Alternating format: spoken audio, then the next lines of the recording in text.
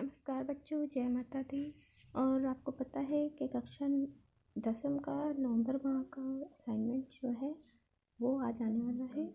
इसलिए इस असाइनमेंट से संबंधित जो सामाजिक विज्ञान का सिलेबस है उसके अंतर्गत हम लोग यहाँ पर जो है कृषि अध्याय का वीडियो आपके लिए लेके आए हैं। कृषि अध्याय से नवंबर माह में सामाजिक विज्ञान के असाइनमेंट में प्रश्न पूछे जाने वाले हैं। तो देखिए, इससे पहले कि हम इस अध्याय का अध्ययन शुरू करें, सर्वप्रथम जो है आप लोग यहाँ पर हमारे चैनल को सब्सक्राइब कर लीजिए, जिससे कि बाकी विषयों के भी सिलेबस से संबंधित नवंबर माह का जो असाइनमेंट है उसके सिलेबस से संबंधित वीडियो आपको प्राप्त हो सके।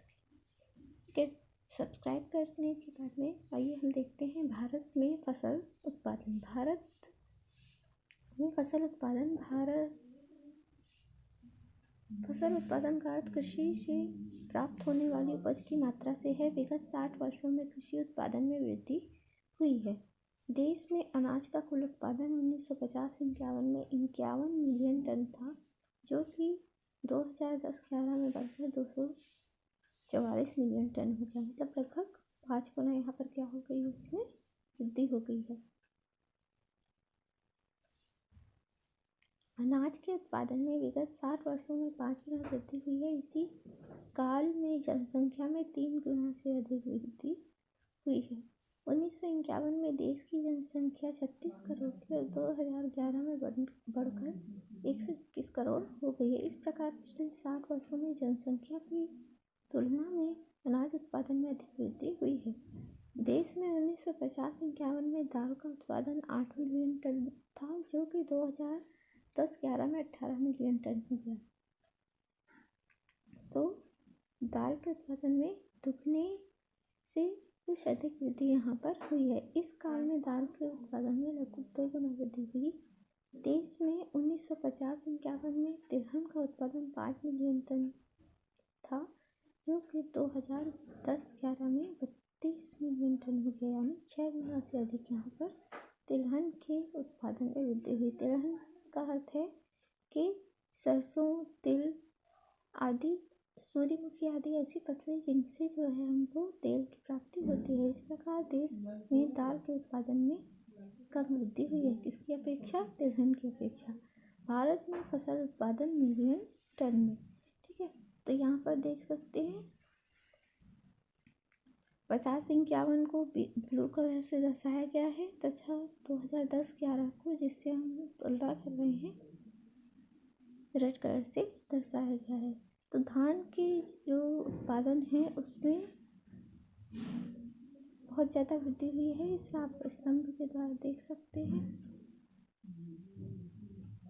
उसके बाद है गेहूँ के उत्पादन में भी 2050-51 की अपेक्षा 2010-11 में वृद्धि हुई है, जबकि ज्वार के उत्पादन में 2050-51 की अपेक्षा 2010-11 में नाममात्र की वृद्धि हुई है। बाजरा के उत्पादन में 2050-51 की अपेक्षा 2010-11 में लगभग दुगनी से ज़्यादा वृद्धि हुई है, जबकि मक्का के उत्पादन में भी दुगनी तिगुनी के लगभग वृद्धि हुई है। मोटे अनाजों के उत्पादन में कमी आई है। दाल का उत्पादन लगभग दुगना हुआ है तथा तिलहन का उत्पादन 2050-51 की अपेक्षा 2010-11 में 5 गुना हुआ है।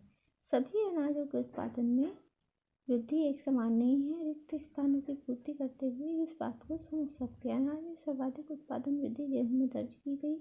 1950-51 में गेहूं का उत्पादन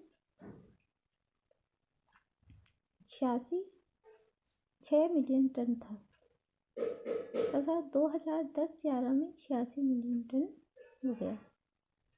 विगत 60 वर्षों में इसके उत्पादन में, अब देखो 6 से कितना हो गया, 86 होगा, तो 6 दम 60, 6 चौको 24, मतलब लगभग 14 गुना जो है यहाँ पर वृद्धि हुई है। इसी प्रकार मक्का के उत्पादन में 2 मिलियन टन से मक्का का उत्पादन कितना हो गया, 2 से 21 हो गया है, 21 मिलियन टन हो गया है। तो यहाँ 10 गुना वृद्धि हो गई है मक्का के उत्पादन में 60 वर्षों में। धान का उत्पादन पहले कितना था? 21 मिलियन टन था, जो कि बाद में 96 मिलियन टन हो गया है। मतलब लगभग 4.5 यहाँ पर धान के उत्पादन में वृद्धि हुई है। 1950-51 में देश के 6 मिलियन टन मोटे अनाजों का उत्पादन हुआ, ठीक है, जो कि वर्ष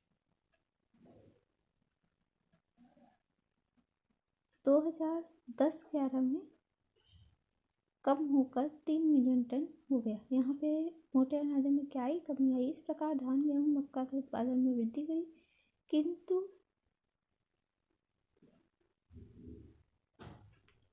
मोटे अनाजों में मक्का के उत्पादन वगैरह में वृद्धि हुई है यहाँ पे, पर ज्वार में जो है कम वृद्धि हुई है ना। ज्वार क्या था? 6 मिलियन टन से 7 मिलियन टन में ही वृद्धि हुई है। और जो मोटे अनाज हैं उनके उत्पादन में कमी दर्ज की गई है। किन फसलों के उत्पादन में 3 गुना से अधिक एवं किन फसलों के उत्पादन में 3 गुना से कम वृद्धि हुई है? तालिका देखकर सूची बनाएं। तो धान है, गेहूँ है, ठीक है, और मक्का है, दालें, तिलहन है, इनमें जो है इनकी फसलों में 3 गुना से अधिक वृद्धि हुई है। मोटे अनाजों के उत्पादन में कमी होने के कारण क्या हो सकते हैं? क्योंकि इनका उपयोग में क्या आ गई है? कमी आ गई है। इसीलिए क्या कहते हैं, किसानों ने इनको अनाजों को होना भी कम कर दिया है। विगत 7 वर्षों में भारत में फसलों के उत्पादन में वृद्धि हुई। फसलों के उत्पादन में वृद्धि के कुछ आधारभूत कारण हैं जो निम्नलिखित हैं। निराह बोए गए क्षेत्र में वृद्धि, दूसरा है सिंचित भूमि में वृद्धि, और तीसरा है उत्पादकता में वृद्धि। अब ये निराह बोया गया क्षेत्र क्या होता है? बोए गए क्षेत्र का आशय भूमि से है जिस पर फसल बोई जाती है। यदि बोए गए क्षेत्र में वृद्धि हो तो उत्पादन में भी वृद्धि हो जाती है। भारत का क्षेत्रफल निश्चित है। इस निश्चित भूमि के अलग अलग उपयोग हैं। इस कारण यदि खेती की भूमि बढ़ाते हैं तो दूसरी भूमि कम हो जाती है। दूसरी भूमि का अर्थ यह है कि जहाँ पर भवन है, नदी, तालाब आदि हैं, ऐसे स्थान की भूमि में क्या आ जाती है? कमी आ जाती है। इसीलिए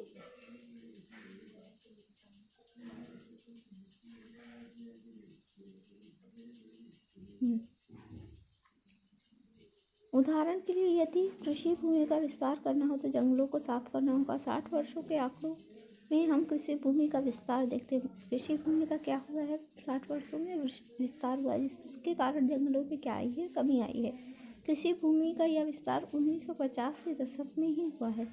उसके बाद विगत लंबे समय से यह स्थिर अवस्था में है। थोड़ा बहुत फर्क बढ़ती भूमि के कारण एवं कृषि भूमि के अनुप्रयोग के कारण आता है। निराह बोया गया क्षेत्र का अर्थ होता है उस वर्ष के दौरान सभी फसलों के लिए बोया गया क्षेत्र माइनस वह क्षेत्र जो उस वर्ष के दौरान एक बार से अधिक बार बोया गया हो, ठीक है।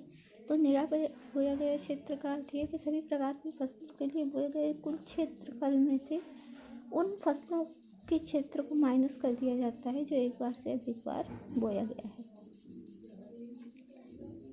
निराह बोया गया क्षेत्र एक उदाहरण देकर समझाएं, ठीक है। तो मान लीजिए कोई क्षेत्र है जहाँ पर आप 3 हेक्टेयर में मक्का, 2 हेक्टेयर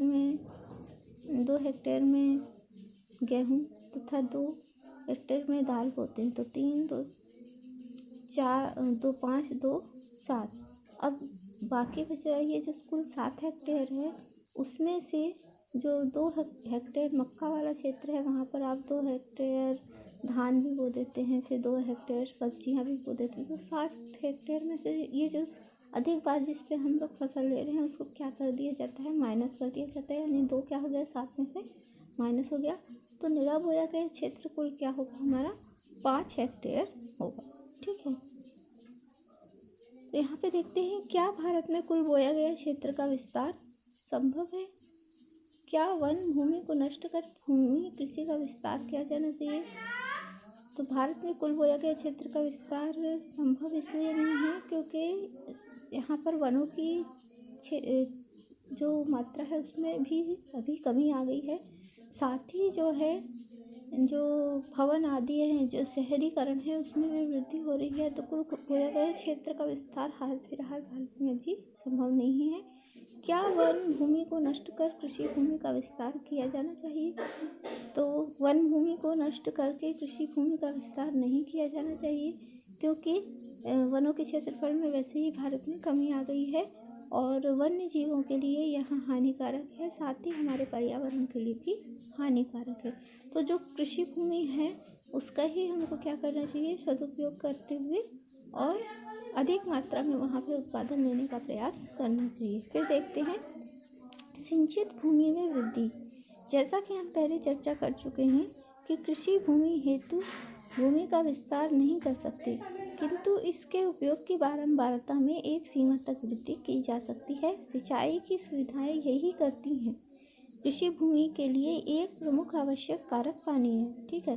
तो जहाँ पे पानी की जो उपलब्धता होती है वो अच्छी होती है, वहाँ पर सिंचाई अच्छे से होती है, जिसके कारण हम लोग आसानी से फसलें ले सकते हैं। वर्षा काल में यह प्राकृतिक रूप से प्राप्त होता है, जिससे अधिकांश भागों में कृषि की जाती है। लेकिन बारिश के मौसम के बाद पानी का अभाव होता है और अधिकांश भूमि परती पड़ी रहती है। फसल उत्पादन में वृद्धि के लिए सिंचाई की सुविधाओं का विकास किया गया। इससे कुछ भूमि पर वर्षा काल के बाद भी कृषि संभव हो गई। 1950-51 में देश में कुल 21 मिलियन हेक्टेयर भूमि सिंचित थी। 2010-11 में जो है सिंचित भूमि की मात्रा में वृद्धि हुई है। कितनी वृद्धि हुई है? 3 गुना। यह 64 मिलियन हेक्टेयर तक पहुंच गई है। इसमें से कुछ भूमि ऐसी हुई है जिस पर 2 बार सिंचाई की सुविधाएं संभव हैं। यदि इस कुल कृषि भूमि की प्रतिशतता को देखें तो 50-51 में देश में 16% भूमि सिंचित थी। 2010-11 में लगभग क्या जो है 3 गुना से अधिक वृद्धि हो गई है और यह 45% हो गई है, ठीक है। तो यहाँ पर देखते हैं नहर तालाबों से सिंचाई की सुविधा में लगभग दुगनी वृद्धि हो गई है। नहरों से सिंचाई की सुविधा में दुगनी वृद्धि हो गई है। तालाबों से सिंचाई की सुविधा में कमी आई है, क्योंकि तालाबों को भरकर जो है लोगों ने उस भूमि का उपयोग करना शुरू कर दिया है।